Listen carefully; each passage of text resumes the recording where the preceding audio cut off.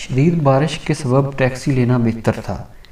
Model colony چلو گے؟ کتنے پیسے لوگے؟ جو دل کرے دے دینا سر جی۔ پھر بھی سر ایک بات کہوں، برا مت ماننا، میں ایک جاہل آدمی ہوں، پر اتنا جانتا ہوں کہ جو اللہ نے میرے نام کا آپ کی جیب میں ڈال دیا ہے آپ رکھ نہیں سکتے، اور اس سے زیادہ دے نہیں سکتے۔ توکل اسی کا نام ہے۔ اس کی بات میں وہ ایمان تھا جس سے ہم اکثر محروم رہتے تھے۔ ٹیکسی ابھی تھوڑا آگے گئی کہ مسجد دکھائی دی۔ سر جی نماز پڑھ لیں پھر آگے چلتے ہیں۔ اس نے ٹیکسی مسجد کی طرف موڑ لی۔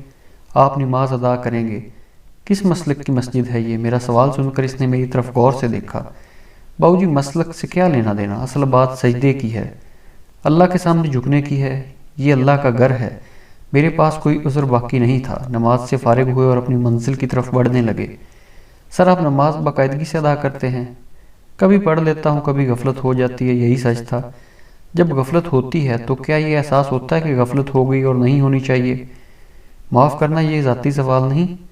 اگر احساس ہوتا ہے تو اللہ ایک دن آپ کو ضرور نمازی بنا دے گا، اگر احساس نہیں ہوتا تو۔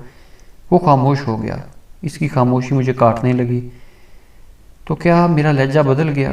اگر آپ ناراض نہ ہوں تو کہوں؟ ہاں بولیں۔ اگر غفلت کا احساس نہیں ہو رہا تو اپنے آمدن کے وسائل پر غور کریں اور اپنے اللہ سے معافی مانگیں۔ اللہ آپ سے راضی نہیں۔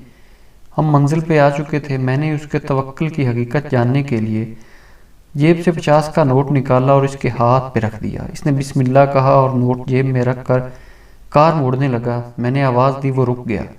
حکم سر جی۔ تم ان پیسوں میں خوش ہو؟ جی، مشکل سے 20 روپے کا پیٹرول جلا ہوگا۔